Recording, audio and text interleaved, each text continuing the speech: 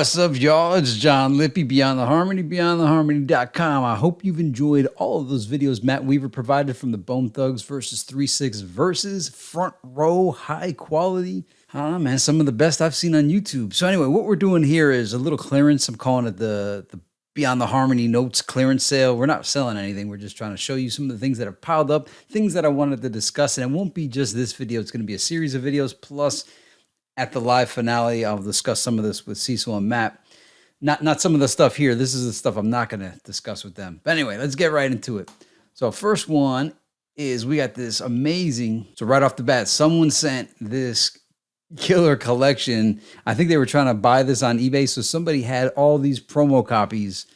I'm not going to go through them all, but just take a look. You can pause the screen. Pretty wild, huh?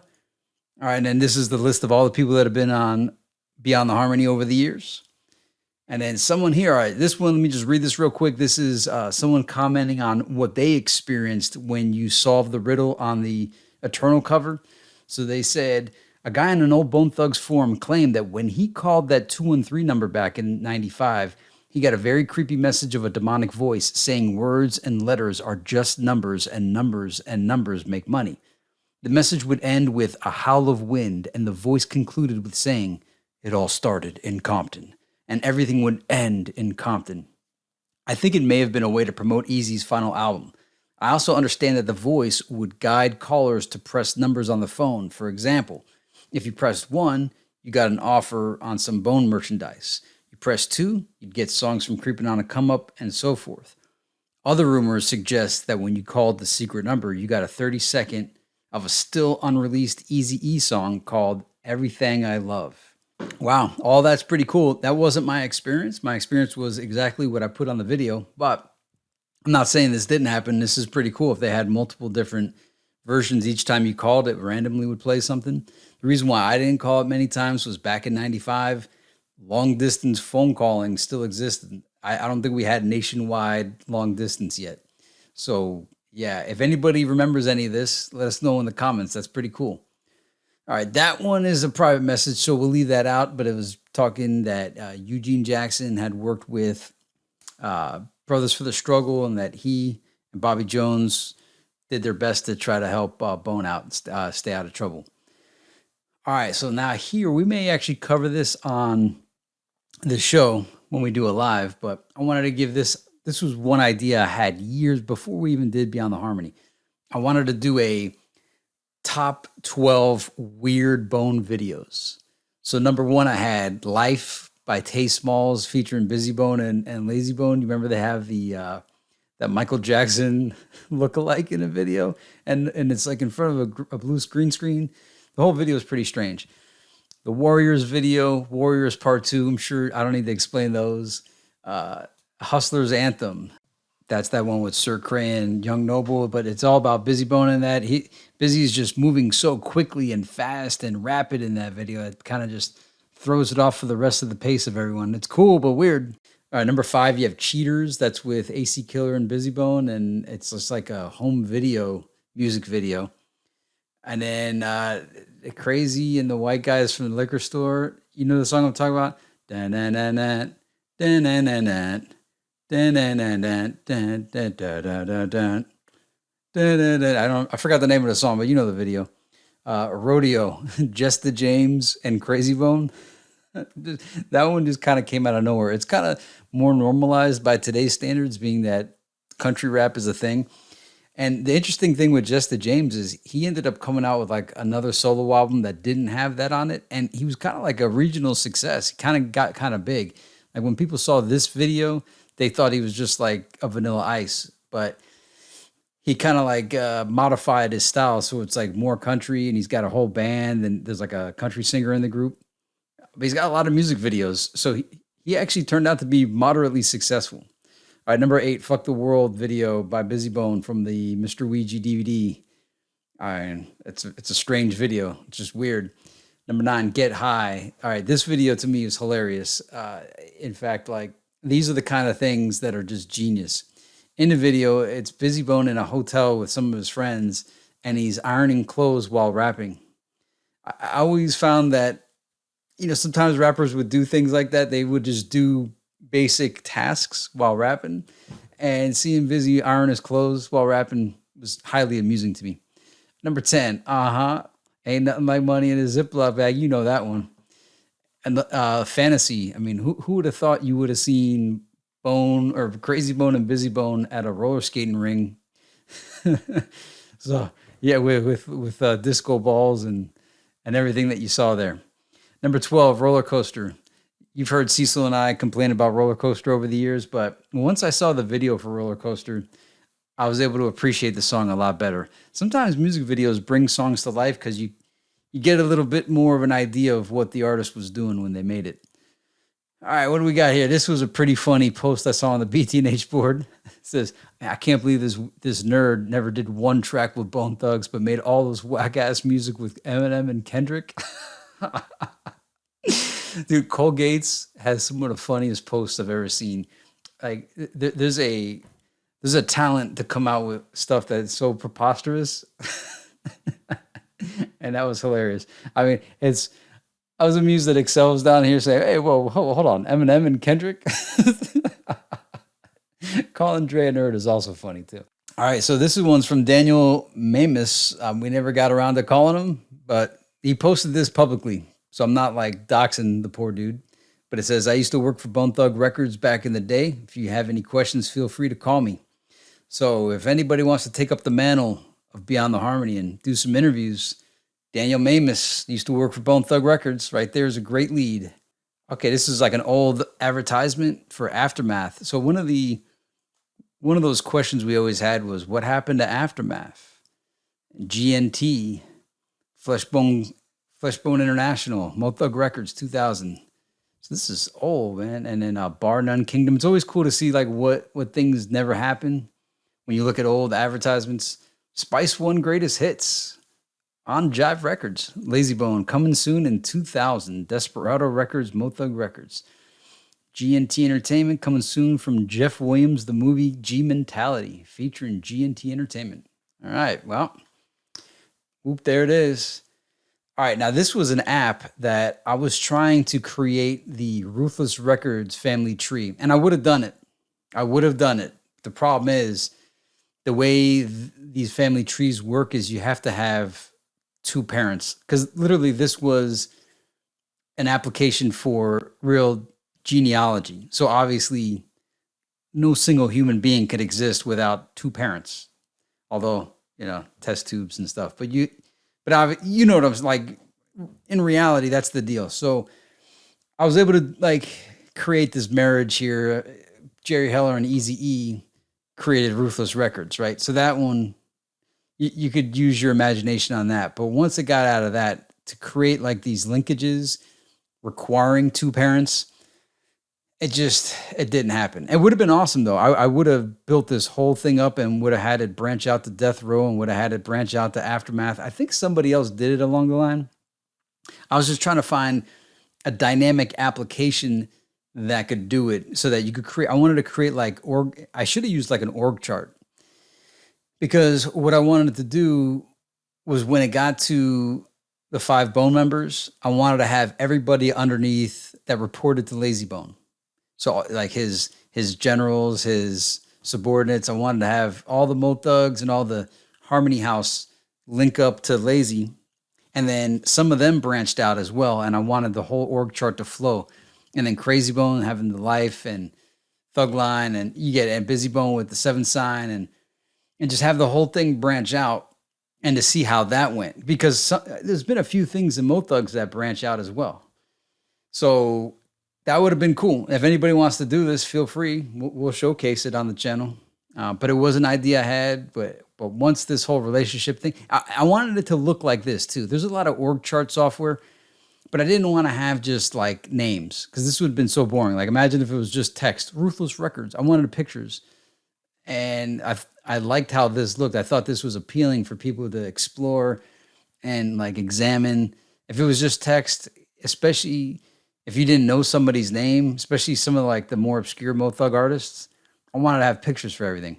Anyway, you get the idea what I was trying to do here. I'm always trying to do something technological to bring this stuff to life, but yeah, the relationship part. Anyway, let's move on. All right, Funhouse. So here we are still in 2022. I haven't heard anything about Funhouse, the Flesh and Bone comedy show with Andy Dick and Bishop Lamont. Although looking this up, it says here the highest mastered aired in 2021. I don't know if it was just that single commercial for it. That's about all the stuff I could find on here. So perhaps it was just a trailer skit, but I mean, it was supposed to be a whole season.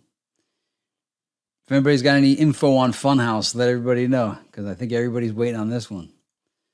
All right, the BTH Archaeology, Clues Inside the Bone Enterprise Faces a Death album cover. This was one of the original OG before Beyond the Harmony videos that I made back in the day. I put a lot of effort into it. I think it's a pretty good video. If you haven't seen it, check it out. All right, this is interesting. So listen to what Justin Kazorski says. I like their other underground tape as well.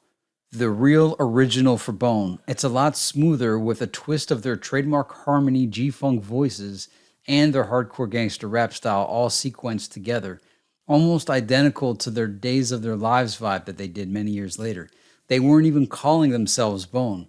They were the Band-Aid Boys with a persona of the actual Band-Aid under the one eye look, like Nelly would do years later after Bone put that on the map, at least local, back in the early 90s, late 80s. All right, so now I don't know if we're being trolled here, if this is fake, or if it's real, because you always hear about the Band-Aid Boys. It's always celebrated. Justin, maybe he's from Cleveland. I don't know. He's claiming that there's a Band-Aid Boys album, that it wasn't even Bone Enterprise, and that the Band-Aid Boys were doing This is like so hard to believe, because if you listen to Bone Enterprise, they hadn't really developed that style yet. I mean, it's you could see elements of it beginning, but not really. And he's claiming that before that, the Band-Aid Boys were doing it. But perhaps because, you do hear those stories about people thinking that they were like Chinese rappers because they were rapping so fast. So if anybody knows about this Band-Aid Boys album that Justin's talking about, or if Justin, if you're listening, holy cow, man, we would love to know more. If you have any info, we'd love to know more about this. All right, what do we have here? So this is some credits. I'm not sure for which member of Bone. It's probably Busy Bone, because I'm seeing Cutthroat Alley, Jacked. Okay, so what now? Okay, that was the new one with Ice-T. Rebel Invasion, The Roaches. Busy Bone was a character on a show called The Roaches. Jug Band Hokum. Now, I did cover that in a video briefly. It's like this weird documentary, and they just happen to run into the people in the documentary just happen to encounter Bone and decided to incorporate them into their movie. G-Funk documentary. Oh yeah, I think that's the Road to Ether. There's a show called Road to Ether, Ether Weekly. And there's that. Anyway, there's that. Hell's Movie Wikipedia. Isn't it funny that there's a Wikipedia article on Hell's Movie crediting it to 2005? Here's the thing. It came out before 2005, obviously, because Heaven's Movie. But I remember getting Hell's Movie long before 2005. But the fact that there's a Wikipedia article is hilarious. Actually, let's see what we could read on this. Hell's Movie is the first... Hell's Movie is the first underground album by Busy Bone. It was never released. Oh, yeah, it was. Production was canceled very early on. Very few copies of this album actually exist, depending on who you ask. Many of the tracks on this album were later altered and released on other artists' albums and soundtracks. All right. By the way, my little commentary there, I'm not suggesting that Hell's Movie exists. It's just comedy. Comedy, man. All right. So how has Hell's Movie stayed relevant for 20 years? Now, this one ought to be shocking. So this guy says, Laser Rock says, it's funny hearing you all talk about that CD and how long it's been popular. I had no intentions of that happening. I just made it for myself and a few of my closest friends to enjoy, and I only uploaded it online because my friend thought it, oh man, I didn't. And then he goes on to say, so you guys can still see the full comment if you go to this video. He says, I made that CD when I was in high school back in 99, 2000. I just put together my favorite Busy tracks from soundtracks and unreleased songs that had leaked back then that I knew most fans weren't familiar with. This poor guy. I made Hell's Movie originally in 2000. So in addition to everything else Beyond the Harmonies uncovered, we uncovered unintentionally, he uncovered it for us, that Laser Rock claims that he is the creator of Hell's Movie. How about that? All right, what is this one? So Jake Hasbone says, listen to Busy's interview. He denies the Fishbone story by K Chill, saying that he never heard of any Fishbone member and questions the authenticity of him. It sounds so similar to Fleshbone, and possibly K Chill had some kind of mix-up on what actually transpired back in the Bone Enterprise day. Without any confirmation of K Chill's story, I'm going to have to believe Busy and disregard the Fishbone member. That's fine, Jake Hasbone. And yeah, we are aware of the Busy thing, but it's not online anymore. If anybody has that clip of Busy, we'd like to get it, because we wanted to do a Fishbone compilation. We didn't just ask Kate Chill. We also asked Diego Black. We asked Bobby Jones. They both confirmed. And we asked one other person, and Archie Blaine. So there's 4 against 1. 4 people from the Bone Enterprise era say there was a Fishbone, and you could check those interviews out on our channel, and against Busy's word. So if you want to believe Busy, that's fine. If you want to believe the people we interviewed, that's fine too. We're not trying to force you to believe anything. We just simply present information. All right, so what does this one say? Is verse 1 of Strictly for My Grind a diss to Death Row and a reference track for Easy? All right, so this guy is asking us to find the person that, I guess, DJ Space Hog and interview him about the song, which I think Cecil tried to do. Somebody did interview, not that they didn't interview, somebody on one of Busy Bone's lives asked Busy about the song Strictly for My Grind, and he basically had like a one-line answer. All right, here's something interesting. So on one of our questions of the week, Domino Effects says that there's a hidden message in Flow Motion. If you go to Lazy Bone's verse and reverse the exact part where Lazy says, and Busy Bone without a doubt, Wishbone, my bigger brother, in reverse, it says a whole long sentence that sounds just like, don't forget my man wants you. I got him while he's in there. If anyone hasn't discovered it yet, definitely use an app to check it out. Okay, that's a pretty cool subliminal that was built into Flow Motion. I wonder if Bobby Jones or any of the producers know anything about that. That's it's pretty interesting. All right, now this one we never talked about on the channel, and I don't know how we didn't. This is by far one of the strangest singles ever by Bone. And if we ever do a top 10 strangest songs, this is going to be one of them. That this made it on the Take the Lead soundtrack. And the song is kind of strange for Bone, right? Now, I'm not knocking it. I like that. I like when Bone does things that are strange and unusual. I think it's a great way to gain different audiences. But what do you guys, how did you feel about Take the Lead, Wanna Ride? This has always thrown me, this is one of those weird things in the catalog that's there, and it's prominent because it was from a major motion picture. All right, this is a funny meme. I seen somebody post my fall plans, Mo Thugs, the Delta variant, Big Kaz. Y'all are crazy.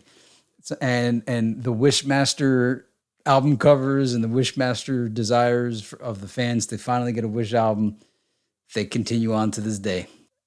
Somebody on one of the so this is awesome. So somebody watching the 101 interview, hearing Cecil interview 101, asks, not only does he ask if it's DJ Vlad's brother, he said, hey, this is DJ Vlad's brother. Which is even funnier now that with the whole verses. But we got this comment long before the verses. So Crunchy Black, that's hilarious. I don't know how I saw this tweet, but it says Notorious Thugs sound like it came out next year. Man, that's awesome. Do anybody know of songs that Bone did before Faces of Death? That was asked by James Farrell to the BTH board, and Guillermo Andres Lacayo said, yeah, that's a good question. Tommy Hilliard said, The Enterprise and Band-Aid Boys. Oh, and Double Glock Style. And then also Mob for Money. So here's some tracks that Tommy Hilliard says exist. The Enterprise, Band-Aid Boys, Double Glock Style. and Mob for Money. I think that was with Mohart. So there's some news right there. Has anybody heard these tracks? Anybody got any additional info on these tracks? All right, so I mentioned that Rebel Invasion from that IMDb. So I looked it up. Not sure what this is, but it says, warning, the film includes explicit sexual content, indecent language, and sexual situations and sexual-oriented nudity. Okay. Starring Beautiful the Beast, J.O., Mal Tsunami, also featuring Bone Thugs and Harmony, referee Mookie Motonio, introducing Destiny. 2013, featuring Miss Crazy T and Trinity God. Anybody know anything about Rebel Invasion, the movie? I've never seen it. Is it a movie or is it just like a live concert? What's going on here? Is it a porno movie with over bone music? All right, so I think I might have copied this off of a different video. But it says, yo, do you think you could find other unreleased songs off of the Mo Thug Family Reunion album? They're called You Can Make It, Family Reunion, Perfect Paradise, Nasty Girl, Potion, All Right, Thucksters, Shifters, and Hustlers, Only You featuring Busy Bone on a Mo Thug track? If you find any of those tracks I listed, let me know in contact or post them on YouTube right away, dog. Okay, so this must have been on the Bud Smokers Only Part 2 video. And yeah, so there's some other alleged names of unreleased Bone songs. Hopefully this makes it easier to find. If anybody finds it, let us know. All right, I feel like I covered this on another video, but this is more more hype about Hell's Movie. So this is from an old website that I found, like searching something really old. And it says Hell's Movie was supposed to be an underground Busy Bone CD, but Murray, Biz's manager, decided not to go through with it. Well, I got a hold of some unreleased tracks, and now I'm making the unofficial underground album. Busy nor Seven Sign Records have any clue what I'm doing. I'm doing this all for the Bone fans out there. This CD is packed with tons of shit that people have been begging to hear. Like Confessions, a Tupac Busy duo like Thug Love, about 10 unreleased Busy tracks, plus some Art of War pre-releases. What more could you ask for? Oh, more you say? Well, I will receive 10 new unreleased tracks a month and make another volume when I receive them. And I'm only selling them for $15 a CD. That's crazy. Also, you can order all 3 volumes in advance by ordering the Bone Card for $30.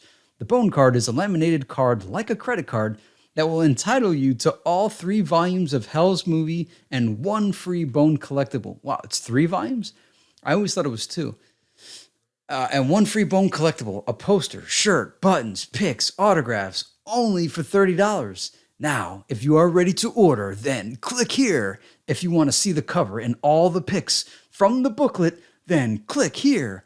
As of right now, we accept cash, check, and money orders. We will soon be able to accept credit cards as soon as our secure server is set up. Can you imagine? So, yeah, man, there's that. That's pretty wild, man. Bootlegging. All right, so here, we did ask Julio Costanzo about this, and he did not confirm nor deny that Tupac was in the album cover for BTH Resurrection up there, and as well as In the Sand down here.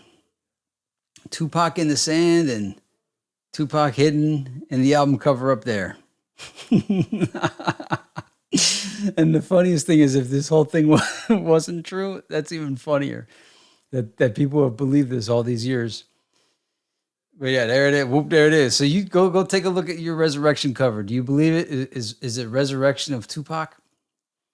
Whoop, there it is.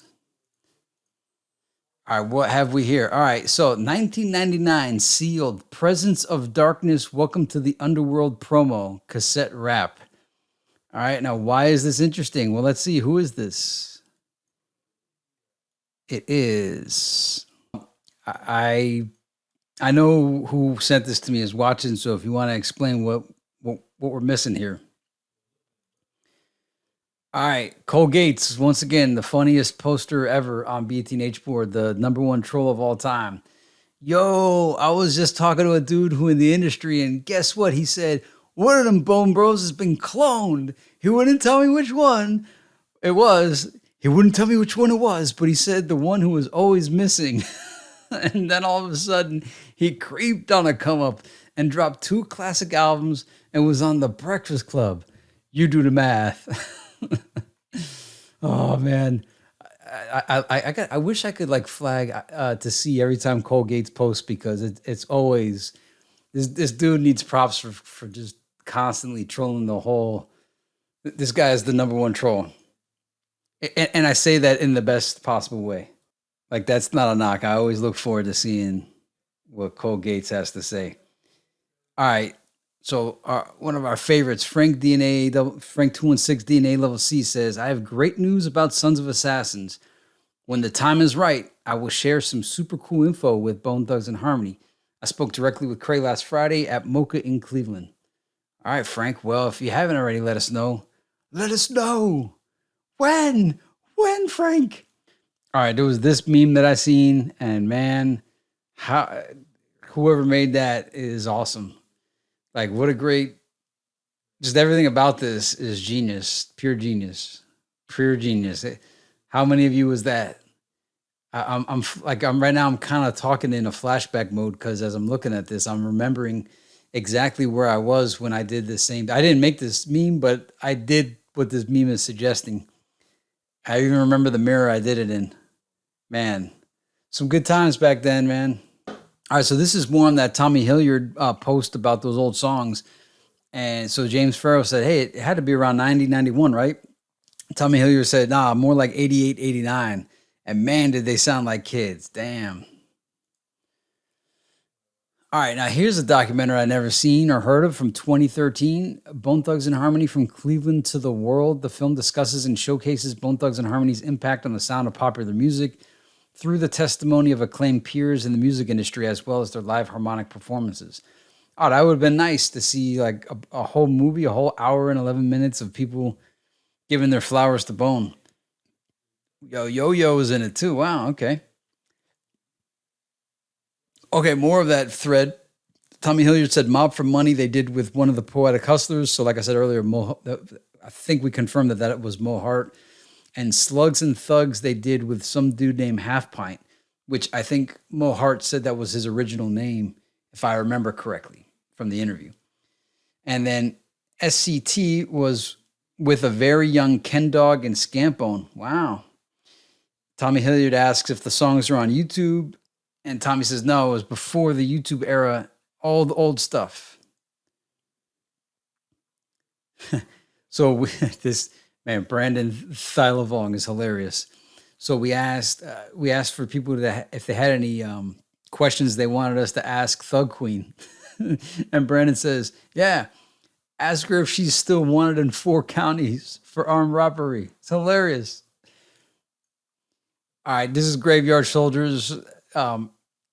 I know I've spoken about this many times on the show, and here's why I'm just bringing it up one more time, just in case you didn't hear me say it before. This Graveyard Soldiers album helped me get over my desire, my need. You know, I was one of those guys that I want the East 99 style, and actually, I wanted like Creepin' era and East 99 era, just like most of you. But once I heard this album, I got over it. And that's not knocking these guys. It's like basically they did that style. And after hearing them do it, I realized, and they did it better than any of the Bone clones I've ever heard. Like these guys, it was so spot on that I was laughing half the album. And after hearing it, I got my fill. Because basically it's kind of like, you know, Star Wars fans thought they wanted to see 3 more Star Wars films, and then they got them and they're like, yeah, okay. You know, so we think we want another East 99 and Creeping on a Come Up, but then you get it.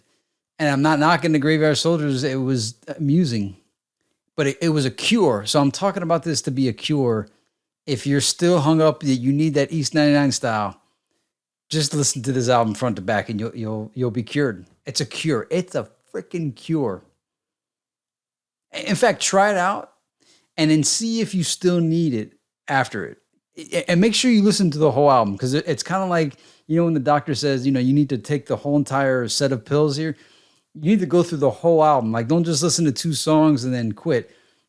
Get overdosed on it. Like, listen to the whole thing And then by the time it's done, you'll be done. You'll be done. You'll have your fill and you'll be ready to move on in life. And that's what Beyond the Harmony is all about, by the way. The reason for this show is for closure. So I'm trying to help you guys get your closure. Those were the visuals.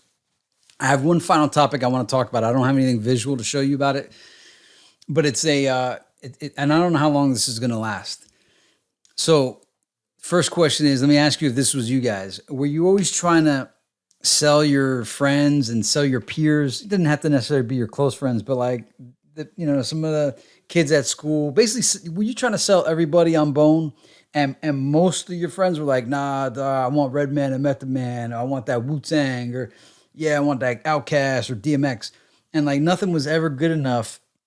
And you're sitting there saying, how do these people not absolutely love everything Bone's doing? Bone's the most talented. They got the best lyrics. They got the best flow. They got the best harmonies. They got the most unique style. How are these people? How is not everybody in the world not listening to Bone? And it would just drive you nuts that it's like, what? How do they not understand? How do they not understand? And then not only that, at the beginning, at least when Creepin' came out, and at least when Eternal first came out, everybody was down for Bone. But then the Crossroads came out, and then like they became bigger than ever. But at the same time, like the real hip hop heads all kind of turned on Bone because it was like, oh, that shit is soft, bro. I don't care if that was for his dead homie. Nah, fuck that. So like everybody moved away from Bone after Crossroads, and like nobody gave a shit when Art of War came out. It was just like Bone was done.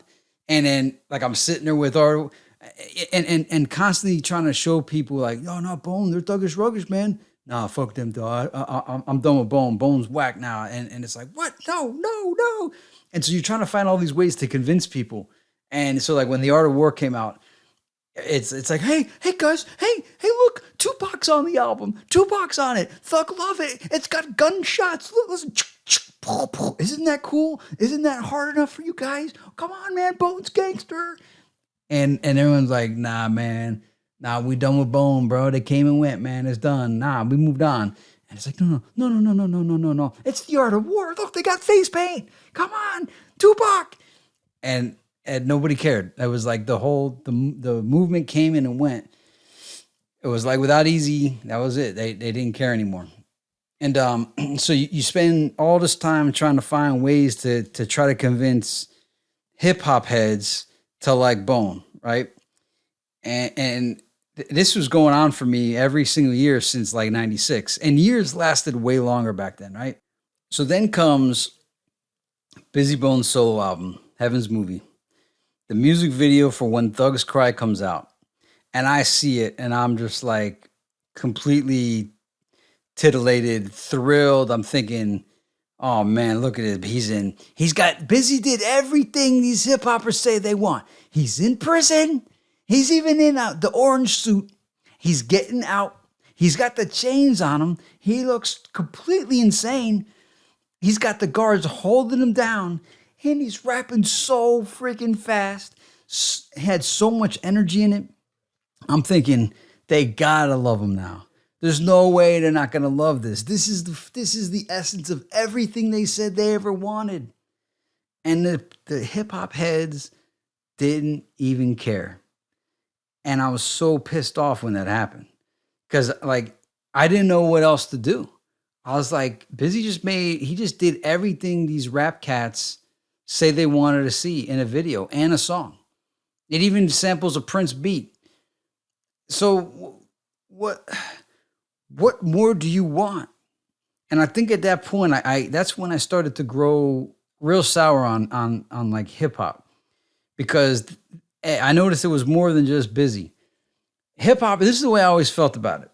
Hip hoppers would say they want something, but they would pay for something else. And I don't know if you ever heard the Tupac, the Last Interview album, where he says, make the albums for the bitches because the bitches are the ones that get, because the dudes buy what the bitches want. And it would infuriate me hearing hip hop cats saying, yo, dog, yo, keep it real, son. Yo, man, that's got to be that real shit. And then you look in their collection and they got Mace and they got Puff Daddy, and they got like all commercial albums. They got okay, yeah, okay. So they got Mobb Deep, but it's like no, Mobb Deep plays all day on Rap City. So that you're not doing nothing. Like I don't see any underground material in your collection, but you're claiming that you're keeping it real, and yet all I see is real commercialized albums in your case logic. So what you say and what you do, your actions aren't matching your words. And everything you said you wanted in a video and in a rap song, Busy Bone just did it. What's wrong with Thug's Cry? This should be your number one track. This should be this. You guys should all be Bone fans again, at least Busy Bone fans. And again, when that didn't happen, that infuriated me, man. It didn't. I was like the salesman that could just never make the sale on people. They were like, nah, we done with both. But they all had like Eternal, but they didn't have anything else. So did anything I say here reflect on your history? Like, do you remember any of that? And how did you cope? I mean, I had another friend. He didn't really like Bone, but he liked how much I liked Bone. He was okay with it. He thought they were amusing, but he wasn't like. But you know what he would do though? See, this is like a real friend. He'd always keep on top of things about Bone to let me know.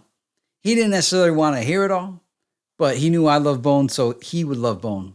And I thought that was real cool.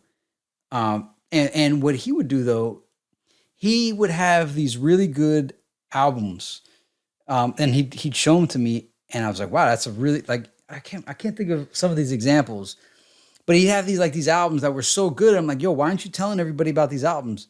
He's like, I don't think people will give a shit. Like, I don't want to sell people the stuff they don't want to know about. I'm like, yeah, but if you don't, then there's never going to be another album. And he's like, well, I'm to be honest, I'm happy with this album. Like if these dudes, and he's not talking about Bone, he's just talking about somebody else. He's like, if these dudes never make another album, hey, you know what? I got this album. I'm happy with it, And I was like, wow, okay. That's that, man. I wish I could be like that. Now, thinking about this, I'm thinking, well, let's see here. I've been pushing Bone on people that don't want to hear Bone now for 25 years. And because of these efforts, Bone is still a group 25 years later. And this is why I suspect that I can't be the only one. Most of you guys have probably been pushing Bone on people that didn't care, didn't want to hear about it, or moved on. Because in most cases, I think a lot of these guys just moved on because hip hop is fashionable and trendy. So you get your moment in the sun and then people move on. And to get an idea, like we still appreciate rappers, but I've seen Snoop Dogg come out with albums like to this day. But in my mind, I'm like, I have no need to listen to a Snoop Dogg album. I'm not knocking Snoop, but what could he possibly say at this point that I need to hear? I'm happy Snoop's still doing it, but I don't need to consume whatever he's rapping about. I think he even just made a documentary movie. It's like music videos tied into like this like storyline of him buying Death Row. I kind of skimmed through it and I just thought like, you know what else I thought about? Is The Machine, because I was watching that and I'm thinking, all right, this is big bad Snoop Dogg. There's something missing to this. You hear the story about it's not just The Machine. There's like these enchanted magicians that put the albums on like some altar and perform these magic spells to enchant an album. And some albums get enchanted and some don't. That Doggy Style album, I guarantee was enchanted. The Eternal, I think, was enchanted. The DMX first album, the It Was Dark and Hell Is Hot, was enchanted. But like, for instance, I don't think The Dogfather was enchanted. The album that came after Doggy Style. Think about it. That was Snoop's second album, right? Now we all bought it and it's still Snoop Dogg, but it wasn't Dre, right? I mean, I'm not knocking Daz, but it had it was like, there was something, the album's not bad when you evaluate The Dogfather from like, the substance of it. It's a good album, but there's something, it's just not Doggy Style. It's not even close to Doggy Style. Like there's something missing. The neat part about Dogfather is that it does sound so different from Doggy Style, but there's just, it's not enchanted. Let me, now that I'm on this, let me think about what albums are enchanted. Straight Outta Compton, That was Enchanted. I think that Public Enemy, It Takes a Nation of Millions to Hold Us Back. I think that album was Enchanted, even though it wasn't a good album. Oh no, it was a good album. Actually, no. What am I saying? It wasn't a 5 mic classic though. But I think it was Enchanted. Whereas I think people think Fear of a Black Hat, or Fear of a Black Planet was Enchanted, but I think that was Enchanted in the same way. I'm trying to go back as far. Raising Hell by Run DMC was Enchanted. I feel like Tougher Than Leather was partially. You want? Actually, I don't know if this album was Enchanted, but it's one of the best albums of all time. Is that Beastie Boys' License to Ill? But all right, let's figure out where these Enchanteds. Something special was about LL Cool J walking with a panther, but it's not that it was Enchanted. There's just something. I think someday someone's gonna learn something really mysterious about that album because it was done by different producers than the first two LL albums, and yeah, that's for another show. But I'm still on this enchantment thing here. Feel free to drop whatever you think is Enchanted. Obviously, Dr. Dre, The Chronic was probably Enchanted. Doggy Style for sure, though. Eminem, the Marshall Mathers LP, that was the second album. That was Enchanted. The first one, the Slim Shady LP, that wasn't. But the Marshall Mathers, all right, actually, you know what? Let me tell you the bona fide enchantments. And it's funny because most of these are by Dr. Dre. The Chronic, yeah, but Doggy Style for sure. Okay, there's no doubt Doggy Style is Enchanted beyond. Doggy Style might be the most enchanted album ever. Eminem, the Marshall Mathers LP, Enchanted. DMX, It's Dark and Hell is Hot, Enchanted. I want to say Wu-Tang, but I don't believe it. Tupac, All Eyes on Me, Enchanted. Really Enchanted. I think those might be it. I feel like, in a way, the Master P Ghetto D album had, it might be a different, maybe like some kind of Southern magic. Some kind of magic's on that Ghetto D album. Oh, Bone Thugs and Harmony Eternal, obviously. There's an album that it should have been Enchanted, and it wasn't. And that's the DOC. No one could do it better. Although, no, you could tell that was not Enchanted, but it's a damn good album. It's like one of the most slept on albums all time. I think it's quite possible that, I don't think it was Reasonable Doubt, but it was the Jay-Z album with the Can I Get a What song on it and Hard Knock Life. That album might have been Enchanted. ATLiens or Outkast, Aquemini, I think was Enchanted. That MC Hammer, Please Hammer Don't Hurt Him album, if it wasn't Enchanted, there was a spell placed on society because everybody bought that thing. It seemed like Tribe Called Quest got an enchantment.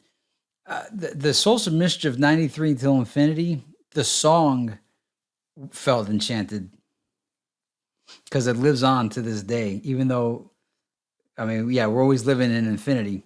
There's an album that's outside of rap, Bon Jovi, Slippery When Wet, and Def Leppard, Hysteria, and obviously Michael Jackson, Thriller. But anyway, my point was to say that when hip-hop didn't embrace and worship Busy Bone for Thugs Cry music video, that's what began my exit from a 22-year exit out of hip-hop and rap, because I just was like, yo, if y'all can't see how genius this track is and this video, I don't know what to sell you, because if I was taking notes on what people said they wanted, it would have been, at that time period, listening to what people say that what they want. That video and song was everything people said they wanted, and then they did, and then they didn't. You know what album is really well produced? The lyrics are pretty bad throughout the whole album, but it's a fun album. There's two of them. They're not Enchanted, but they're very fun albums. Actually, you know what? Maybe this album is Enchanted. The Warren G, that first Warren G album, the G-Funk era, or whatever it was called, that album, it's like you could put it on and you kind of cringe at the lyrics because half of it sounds like Warren G's freestyling it, and he's not that good at freestyling. And he's not that good at rapping, but he's got a real smooth voice. But the beats are the instrumentals are so nice, and they're happy, like they're fun. And the rappers that he has on the album sound like they really want to be there. Sometimes I hear rap songs and I hear rappers that sound like they don't even want to be rappers. But that Warren G album, like all the rappers that were on it, like especially the Super Solstice and Josh Skills, I don't even know if that's the same person. Their voice sounds some. If it's even a girl, sounded like really wanted to be there. The Dove Shack, I can't believe the Dove Shack never blew up. The Dove Shack was, to me, that one's, I would have lost a lot of money. If I would have invested in the Dove Shack, I would have expected massive returns. The Dove Shack it's like this, I don't want to call it a fail, but it's like this fail that it's like, why? How did the Dove Shack not succeed? But then you get, like, the Dove Shack's kind of like Mo Thugs, right? You're like, why did Soulja Boy not become a worldwide famous rapper? Yeah, so Soulja Boy and the Dove Shack. And not only that, the Dove Shack has multiple hits. That Summertime in the LBC song it's so good. I don't know why that's not a staple. You know, like everybody plays Fresh Prince Summertime, right? But that Summertime in the LBC, it's almost as good as that Fresh Prince song. That Fresh Prince song, I think that might be Enchanted, man. That one's an all-time classic. But Summertime in the LBC by the Dove Shack, and This Is the Shack, and they got a couple other ones. They were fun, man. I'm so surprised the Dove Shack didn't blow up. They did release a couple more albums, and then they went solo. So yeah, there was that. And this is my final topic here. By the way, all this has been off the top of my head, other than those screenshots you saw. So I used to be a huge fan of Deion Sanders, and I even bought his album. And the album I thought was like really well produced back when it came out, but he was competing. It was unfortunate for him that he came out at the peak of, like, you know, the golden era of rap. It came out like 94, and it was around the gangster rap era. So nobody was trying to check for Deion, but you know, he was homies with MC Hammer. So Hammer hooked him up with a bunch of Oakland producers, I'm assuming, although it says it's produced by Dallas Austin. You know, Dallas Austin was like one of the best producers. The Deion album sounds great. I mean, obviously Deion's not the best rapper, but I like it. I like the whole album front to back. There's a few songs that are kind of cheesy, but if you were going to check it out, obviously everybody knows Must Be the Money, but there's a song called It Ain't Over Yet, and it uses like a real cool, like, West Coast style of, remember how Mr. Short Cop and Ice Cube used to rap back and forth, and you remember how on Murder Was the Case, Snoop was like rapping with the devil, and it's kind of like that style. But yeah, check it out. Deion Sanders, he remastered it, and it's called Encore. And there's a song on it. Oh, what the heck's the name of the song? All right, but there was a reason I brought this up. There's a song on it called Moving. All right, and if you listen to the verses, all the verses begin and end with Deion Sanders saying, "All eyes on me." And the Tupac album hadn't come out yet. And I remember when I heard that Deion song, I was like, yo, that's so cool that he's saying "All eyes on me." And then when Tupac named his album All Eyes on Me, I was like, oh shit, he got the Deion word, yeah. And that became like the biggest rap album at the time. But yeah, Deion beat Tupac to it with the All Eyes on Me. So check out that Moving track. The lyrics aren't that good on it. Like I said, my favorite track on that album is It Ain't Over Yet. But I like the whole album. Obviously, Must Be the Money. But what I like about the album, and this is probably why I like it so much, is that it's a G-Funk era album. And I love G-Funk. Obviously, that's why I like the Dove Shack, why I like Warren G. And I just love that G-Funk. I still love G-Funk to this day. But the whole Deion album, minus one track, because Deion's from Florida, so he's got like a 2 Live Crew sounding song on it. But outside of that track, the whole album is G-Funk. It sounds like it's produced by the Dangerous crew. You know, the dudes that used to make Too Short instrumentals, like with live instrumentals. But it's credited to Dallas Austin. But maybe Dallas Austin farmed it out to Oakland. It sounds like an Oakland G-Funk. It's dope. It's dope. I like it. So if you like Deion Sanders and you never gave that Deion album a spin, you might check it out. So anyway, that's Beyond the Harmony. This ran real long. I hope you enjoyed it. It's kind of like a real podcast, a Beyond the Harmony type podcast. On the solo tip, Jonathan Lippy. This transition will be a long one because we still have so much stuff that we didn't release yet. So many ideas that we got to share with y'all. So be on the lookout for some more Beyond the Harmony content before that as the transition occurs. So on behalf of Matt Weaver and Cecil West, I am Jonathan Lippy. This is Beyond the Harmony, beyondtheharmony.com, and we'll catch you on the next one. Beyond the Harmony for the fans, we celebrate. Uploading the videos every Thursday, so join